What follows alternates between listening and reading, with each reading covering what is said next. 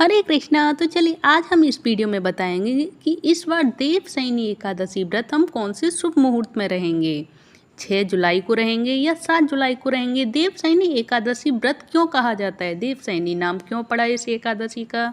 तो सारे confusion, date से संबंधित, पूजा विधि से संबंधित, नाम से संबंधित जो भी कन्फ्यूजन है आपके मन में, वो सारी आप सभी की इस वीडियो में दूर होने वाली है। प्लीज़ ध्यान से मन लगाकर सुने और कमेंट बॉक्स में जय श्री हरि लिखना ना भूलें। तो इस बार जो देवशयनी एकादशी का व्रत जो 6 जुलाई 2025 दिन रविवार को रखा जाएगा और हिंदू पंचांग के अनुसार आषाढ़ मास के शुक्ल पक्ष की एकादशी तिथि को, जो हर साल देवशयनी एकादशी मनाई जाती है। और देवशयनी एकादशी के दिन से ही चतुर्मास की भी शुरुआत हो जाती है। तो वह चतुर्मास क्या होता है ये भी इस वीडियो में जानेंगे। और इसके बाद हम जानेंगे कि इस दिन हमें भगवान विष्णु की, जो विष्णु भगवान सो जाते हैं, जैसे कि नाम से ही पता चलता है देवशयनी यानी भगवान विष्णु जो सो जाते हैं, वो क्यों सोते हैं, क्या रीज़न है इसका, और ये चतुर्मास से क्या संबंधित है, किस तरह से ये देवशयनी एकादशी व्रत से चतुर्मास शुरू होते हैं, ये सारी जानकारी आप सभी को इस वीडियो में पता चलेगी।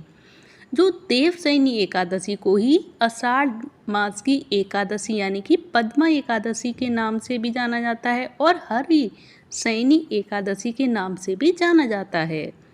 और इस बार देवशयनी एकादशी का व्रत 6 जुलाई 2025 दिन रविवार को रखा जा रहा है और हिंदू पंचांग के अनुसार आषाढ़ मास के शुक्ल पक्ष की एकादशी तिथि को हर साल देवशयनी एकादशी मनाई जाती है और इसी को पद्मा एकादशी के नाम से भी जाना जाता है। और देवशयनी एकादशी के दिन से ही चतुर्मास की भी शुरुआत होती है और हिंदू धर्म में चतुर्मास के 4 महीने बहुत ही शुभ माने जाते हैं।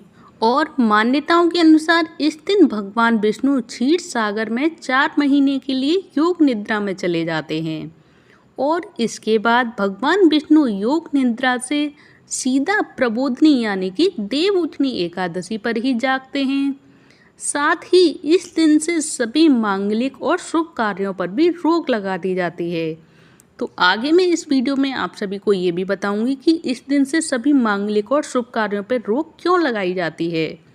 और आगे देवशयनी एकादशी जो कि वैष्णवों और भगवान विष्णु के भक्तों के लिए बहुत धार्मिक महत्व रखती है और यह प्रसिद्ध जगन्नाथ रथ यात्रा के ठीक बाद मनाई जाती है।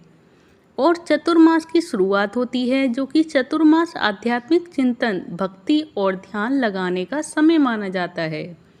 और इस दिन सभी भक्त एकादशी व्रत का उपवास रखते हैं और भगवान विष्णु की पूजा आराधना करते हैं और भगवान विष्णु सहस्त्र नाम का जाप भी करते हैं।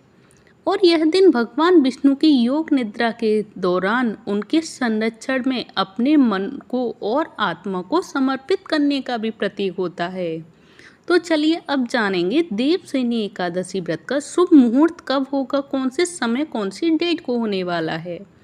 तो देवशयनी एकादशी की तिथि जो शुरू होगी वो होगी 5 जुलाई को शाम 6:58 पर शुरू होगी और तिथि का समापन होगा 6 जुलाई को रात 9:14 पर। और उसी के साथ देवशयनी एकादशी व्रत का पारण 7 जुलाई को सुबह 5:29 से 8:16 तक रहेगा। और अब जान लेते हैं कि देवशयनी एकादशी व्रत की पूजन विधि क्या होती है, भगवान विष्णु की पूजा हम कैसे करें। तो इस दिन रात को विशेष विधि विधान से भगवान विष्णु की पूजा करनी चाहिए और उन्हें पीली वस्तुओं का, जो कि विशेषकर पीला कपड़ा, उन्हें अर्पित करना चाहिए। उसके बाद मंत्रों का जाप भी अवश्य करना चाहिए और आरती करनी चाहिए, जो कि मंत्र मैं आप सभी को बता भी देती हूँ, जो कि सुप्ते त्वयि जगन्नाथ जगत सुप्तम भवेदिदम विबुद्धे त्वयि बुद्धम च जगत सर्व चराचरम। ये है इसका मंत्र, जो कि हमें भगवान विष्णु की पूजा के समय हमें बोलना है इस मंत्र को।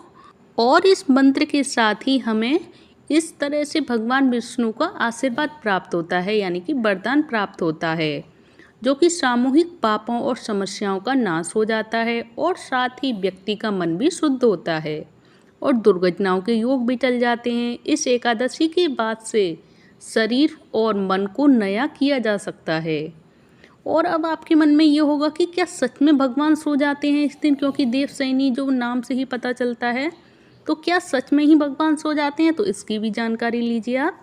क्योंकि इस समय सूर्य, चंद्रमा और प्रकृति की ऊर्जा कम होती है, जिसे देवशयन कहा जाता है। और इस दौरान तेज तत्व या शुभ शक्तियों का प्रभाव कमजोर होने से कार्यों में बाधाएं आ सकती हैं और परिणाम शुभ नहीं होते हैं। इसीलिए बोला जाता है कि भगवान सो गए हैं, यानी कि देवशयनी एकादशी, इसीलिए इसका नाम पड़ा देवशयनी एकादशी। और इस तरह ये 4 मास तक निरंतर चलता रहता है, इसीलिए यहीं से चतुर्मास की शुरुआत होती है। और ये 4 मासों तक भगवान विष्णु की पूजा आराधना विधिवत पूर्वक हमें करनी चाहिए और व्रत भी अवश्य रहना चाहिए, जो कि मैं आप सभी को नेक्स्ट वीडियो में भी शेयर कर दूंगी। चतुर्मास से संबंधित सारी जानकारियाँ कि हमें किस तरह व्रत रहना चाहिए, चतुर्मास का पालन हमें कैसे करना चाहिए, क्या खाना चाहिए 4 महीनों तक और कैसे कैसे हमें रहना चाहिए व्रत। तो ये सारी जानकारी अगर आप सभी को भी अच्छी लगी हो देवशयनी एकादशी से रिलेटेड, तो आप प्लीज़ मुझे कमेंट बॉक्स में बताएं अच्छी लगी हो तो। और अगर चतुर्मास से संबंधित सारी जानकारियाँ अगर आप सभी को चाहिए तो कमेंट बॉक्स में ज़रूर लिखकर बताइएगा मुझे, जिससे मैं आप सभी के साथ जल्दी से जल्दी शेयर कर सकूँ। और अगर आप सभी को ये वीडियो अच्छी लगी हो तो प्लीज़ वीडियो को लाइक करके चैनल को सब्सक्राइब करना ना भूलें। धन्यवाद। हरे कृष्ण कृष्ण कृष्ण हरे हरे, हरे राम राम राम हरे हरे। जय श्री कृष्ण चैतन्य प्रभु नित्यानंद, श्री अद्वैत गदाधर शिवासादि गौर भक्ति वृंद। हरे कृष्ण हरि बोल।